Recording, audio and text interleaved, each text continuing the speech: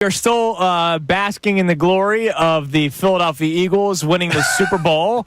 But then, of course, you know this league. The NFL is the league that never sleeps. So right after the Super Bowl ends, we start thinking about what's next and how you repeat. So I'm curious, what sort of motivational tactics do you think this team could try to take in order to repeat? Because we know how difficult it is to play an entire season into the month of February and then have to get right back 7 months later. Well, I think if any team is prepared to do it, it's probably our Eagles. You know, when you are as dominant as you were the year before, you can afford to maybe not be quite as good as you were, but still be good enough. But I think this team has the potential to equal what they've already done. But, you know, they're going to have to stay injury-free. They're going to have to maintain that discipline that they've developed and the culture that they've developed in believing in themselves and the work ethic and these kind of things. And the defense has to maintain that edge with a few roster changes. You know, the offense really lost the right guard, and that was about it. But, you know, I think they can do it again. The thing is, it's not so much their motivation, it's how much they motivate by being world champion, how much they motivate each opponent. You 5 games of the schedule this year. You bet that they're going to motivate Dallas.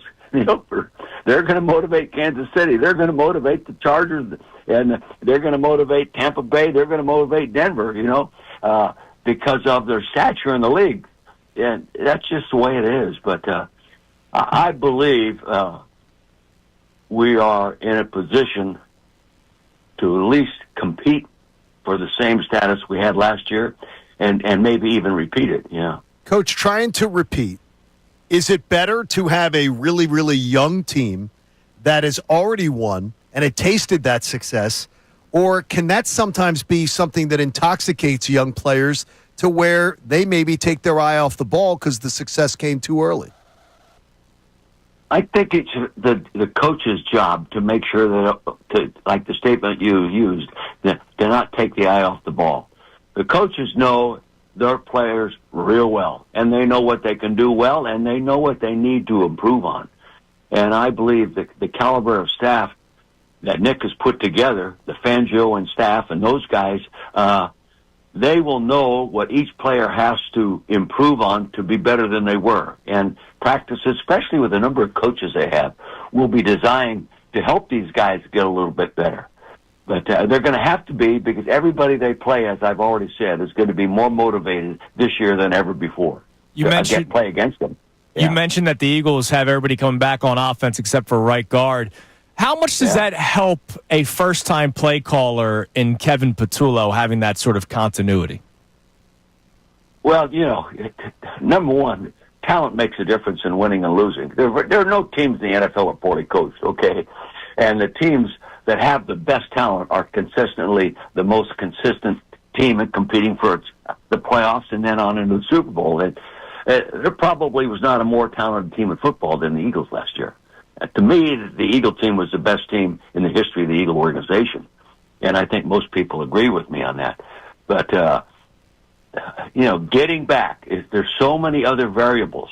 You know, the injury factor. They got through the season pretty healthy, you know. That's hard to do. But they got through it healthy. They got through it improving every game all the way into, you know, look at the quarterback, how well he played at the end of the year.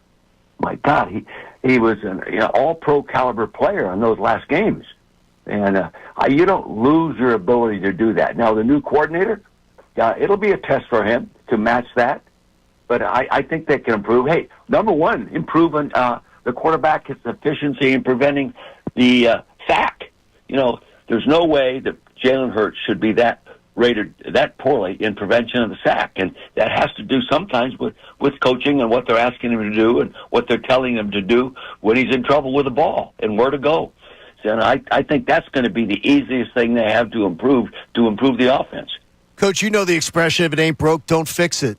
And last year, the Eagles' offense was a little unorthodox for the modern-day NFL. They were dominating teams by lining up and saying, see if he can stop us, and running Saquon down their throat. So would you want to change what you do offensively to throw the ball more, to be more dynamic through the air when teams can't seem to be able to stop what you already do best? No, I wouldn't change. I'd add to it. I'd add a more a drastic play-action game off that. I'd probably use a little more quarterback under center, and that's just my feeling. But they were so dominant in the running game. With that offensive line, how could they not be? And that really makes it easy on a signal caller. When you know that you can run the football, whenever you're in question of what you should call, you call some kind of a running play because you can run the ball. You're taking advantage of the finest offensive line in football. It would be, it wouldn't be good coaching to not put the pressure on the best players. And the Eagles have some very elite players. And if they stay healthy with that offensive line, those skilled guys are going to be excellent again. Coach, you know very well about the greatest show on turf. I think you were the head coach of that team. How far off, just on paper, is this Eagles team to that? Between Isaac Bruce, Torrey Holt, you have A.J. Brown and Devontae Smith. Marshall Faulk, incredible running back. So is Saquon Barkley. Do you see comparisons between that team and this current Eagles team? This team, our team was more of a finesse team. This is a more powerful team. This is a better running team, a more dominating on the line of scrimmage type team. No, and we had a good defense. We were number 6 in the league that year on defense. In the last couple of games of the season, our defense really won the football games for us. But there's no better defense last year than our Eagle defense. So I think this is a better football team. Yeah. Wow. Right. Love hearing that. How's the wine business, Coach? It's struggling a little bit right now. The wine world right now is down in California, I think all through the United States. The kids are drinking these canned drinks with a little alcohol in them and all these different things. And it's down a little bit. Hopefully it'll rebound, but we're so small it doesn't matter. We haven't made any money yet, so it doesn't matter. All we do is make good wines and pay our bills. Yes, you do. And look, they'll mature, the young kids. Coach, of all the Reds, would you give me a top 3 favorite Reds or red blends from you? Not just from your winery, but if you were to choose, you're looking at a red wine, what is your top 3? Well, the trouble is those top-story wines are so expensive today. I don't buy them, but I'll tell you. I'm not talking about like for me. I'm going Malbec and Shiraz and stuff like that. Well, I would stick with the California Cabernets, the Napa Valley Cabernets. Okay. And there's some fine ones in the Sonoma County. I'm getting more involved a little bit in the Russian River Sonoma County Pinot Noirs. Okay. I really like those, and there's so many of them right now. But I lean that way. I'm not a Sauvignon Blanc drinker. I like Chardonnay. We make a good Chardonnay. The grapes don't come from the Napa Valley. They come from the Russian River area, Sonoma County.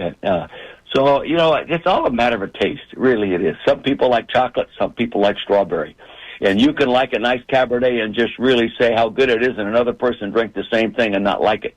So, we all have different varieties of taste buds, and that dictates the flavors we like when we drink different wines. Yeah. You're the man, Coach. We appreciate the time as always. We'll be bugging you again down the road. Thanks, Coach. Thanks, Coach. All right, thank you. Bye-bye. There he is, Dick Vermeil on the... Hey, everybody. Thanks so much for checking out the 97.5 The Fanatic YouTube channel. Thanks for watching our videos. We'd ask you to like and subscribe and check out everything we've got going on at the station. We love having you a part of the family.